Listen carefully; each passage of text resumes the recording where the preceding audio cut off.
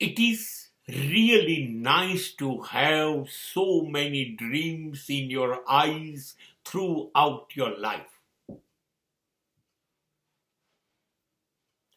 તમારી જિંદગી સ્વપ્નાઓથી ભરપૂર તમારી આંખો રહે, તમારી દ્રષ્ટિમાં અનંતના અસંખ્ય સ્વપ્નાઓ રહે. It is the only desirable and the most lovely thing on this planet. તો એ શ્રેષ્ઠ છે, એવું થવું જોઈએ.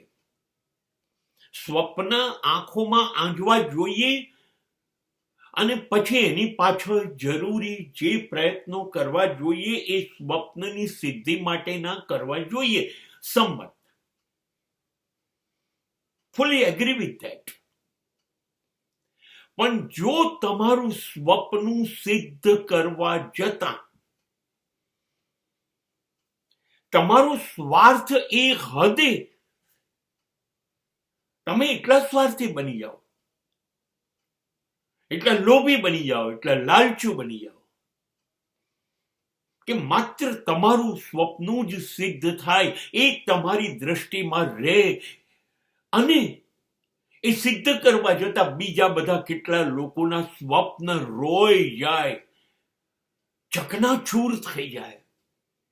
તો શું તમારી આંખોને એ સ્વપ્ન સિદ્ધ કરવાનો અને જોવાનો અધિકાર છે?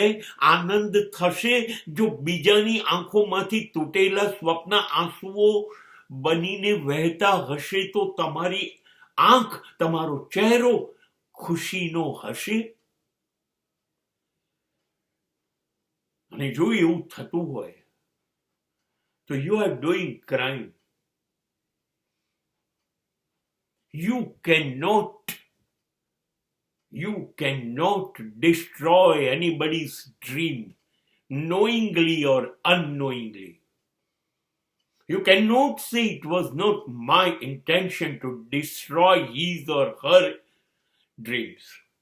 મારો ઈરાદો નહોતો એમના સ્વપ્ન તોડી નાખવાનું કે એમની જિંદગીને ડિસ્ટર્બ કરવાનું, પણ મારાથી આ થઈ ગયું, એ બચાવ નથી.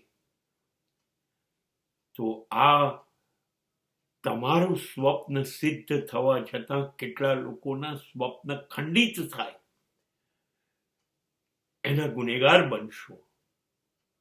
માટે એ સાવધાની, એ ધર્મ છે, એ અધ્યાત્મ છે.